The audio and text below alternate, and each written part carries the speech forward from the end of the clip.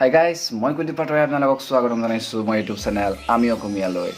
তো বৰ্তমান সকলোৱে মুখে মুখে চৰ্চিত এটা মোবাইল আহি গৈছে, সেইটো হৈছে নকিয়া 9।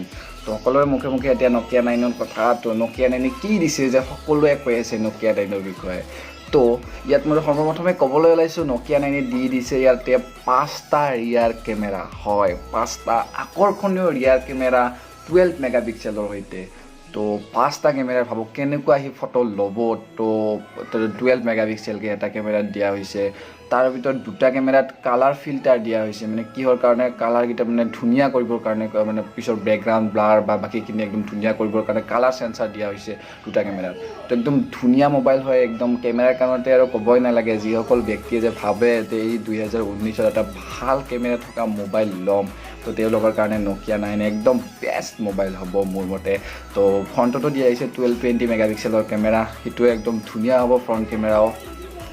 তো নকিয়া সাধাৰণতে তাৰ কেমেৰা আৰু প্ৰচেছৰৰ ক্ষেত্ৰতে বেছি গুৰুত্ব দিয়ে, তাৰ লুক বা ডিজাইনত সিমানটা গুৰুত্ব নিদিয়ে।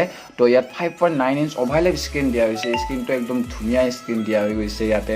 তাৰপিছত আপোনাৰ Gorilla Glass 5ৰ প্ৰটেকশ্যন দিয়া হৈছে, নটছ নাই, নটছ দিয়া হয় নাই, কাৰণ নটছটোৱে সকলো ক্ষেত্ৰত মেটাৰ নকৰে। আৰু নকিয়া যিমানখিনি দেখা যায় ইমান মানে ডিজাইনত সিমান গুৰুত্ব নিদিয়ে, তো তাৰ প্ৰচেছৰ আৰু কিবাহতে বহুত গুৰুত্ব দিয়া হয়। তো আপোনাৰ প্ৰচেছৰৰ কথা যদি ক'বলৈ যাওঁ, ইয়াত Qualcomm Snapdragon 845ৰ প্ৰচেছৰ দিছে নকিয়াটো, একদম ধুনীয়া প্ৰচেছৰ হয়। তো 6GB ৰেম 128GB ষ্ট'ৰেজৰ সৈতে মোবাইলটো আহি আছে।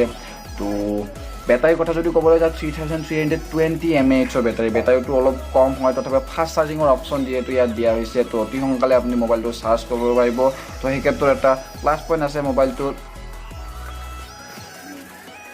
তাৰপিছত যদি আপোনাক ক'বলৈ যাওঁ, ইয়াত ফাষ্ট চাৰ্জৰ অপশ্যন পাব। আৰু এটা ইয়াত মানে বস্তু নাই, সেইটো হৈছে হেডফোন জেকটো ইয়াত দিয়া হোৱা নাই।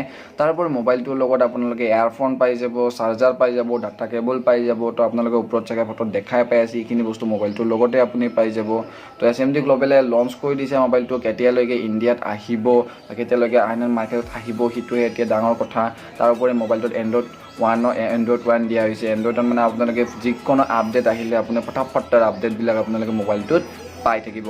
তো মোবাইলটোতো বহুত একদম ধুনীয়া মোবাইল হৈছে। তো প্ৰথম কথা, মোবাইলটো এতিয়া অহাৰ লগে লগে মাৰ্কেটত তো মেটাৰ কৰিব তাৰ দামটোৰ ওপৰত। তো নকিয়াই কিমান দাম ইণ্ডিয়াৰ মাৰ্কেটত সেইটো মোবাইলৰ ৰাখে, 40,000 পৰা 50,000 ৰাখেনে, 50,000 পৰা 60,000 ৰাখেনে, 30,000 পৰা 40,000 ৰাখে, সেইটোৰ ওপৰত মানুহৰ মানে কিনাটো ডিপেণ্ড কৰিব, কেনেকুৱা চেল হ'ব নকিয়া 9ৰ সেইটো ডিপেণ্ড কৰিব। তো মোবাইলটোতো প্ৰায়খিনি বহুত ভাল মোবাইল আছে, মানে আকৰ্ষণ কৰিব আৰু মানুহক। আৰু এতিয়া কেতিয়া ইণ্ডিয়াত আহি সেইটো মেটাৰ কৰিব। তাৰোপৰি কিছুমানৰ প্ৰশ্ন হয় যে গুৱাহাটীত কেতিয়া আহিব। চিন্তা কৰিব নালাগে, যদি ইণ্ডিয়াত যেতিয়া লঞ্চ হয় তাৰ 1 বা 2 দিন পিছতে গুৱাহাটীত আহি যাব। তো যিমান ক্ষেত্ৰত মই জানো নকিয়াই মানে ইণ্ডিয়াত লঞ্চ কৰাতে অলপ দেৰি লগাই দিয়ে। মই যোৱাটো মোবাইল 6.1 পাছতো এই ক্ষেত্ৰত প্ৰমাণ পাইছোঁ যে 2 পৰা 3 মাহ লাগি গৈছে। SMD গ্ল'বেলে লঞ্চ কৰাৰ পিছতো 2 পৰা 3 মাহ লাগি গৈছে ইণ্ডিয়াত অহাৰ ক্ষেত্ৰত। তো এইটোও কিমান সোনকালে আহে, তো এইটো ক্ষেত্ৰত নকিয়াৰ একদম মাইনাছ হৈ যায় যে ইণ্ডিয়া এখন বহুত ডাঙৰ মাৰ্কেট হৈছে মোবাইলৰ ক্ষেত্ৰত। তো এই ক্ষেত্ৰত অলপ দেৰি হৈ যায় আমাৰ ইণ্ডিয়াত আহোঁতে, সেই ক্ষেত্ৰত নকিয়াৰ অলপ ক'ৰবাত নহয় ক'ৰবাত এটা খুঁত হৈ গৈছে। তো নকিয়াই যিমান সোনকালে ইণ্ডিয়াত এইটো মোবাইল লঞ্চ কৰি দিব, সেই হিচাপে তেওঁলোকৰ মানে মোবাইলটো একদম ভাল মানে বিক্ৰী হোৱাৰ চান্স আছে বা মানুহৰ আকৰ্ষণ কৰিব সিমান সোনকালে। তো যেতিয়া আহক, মানে আমাৰ কালি মানে মোবাইলটো পাব লাগে, আমি কেনেকুৱা মোবাইল চাব লাগে, তো কেনেকুৱা কি প্ৰচেছৰ আছে তাত, মানে আমিতো গমেই পাইছোঁ। তথাপিও কেনেকুৱা ব্যৱহাৰ কৰে, কেমেৰাটো বিশেষকৈ কেনেকুৱা ফটো ল'ব, সেইটোৰ কাৰণে মোবাইলটো বেছিকৈ আকৰ্ষণৰ কেন্দ্ৰবিন্দু হৈ পৰিছে মানুহৰ ক্ষেত্ৰত। তো আমিও ৰখি আছোঁ মোবাইলটো কেতিয়ালৈ আহে। তো অতি সোনকালে আহিব লাগে, 1 পৰা 2 মাহৰ ভিতৰত আহিব লাগে মোবাইলটো। আৰু প্ৰাইচটো মেটাৰ কৰিব, কিমান প্ৰাইচ হয়।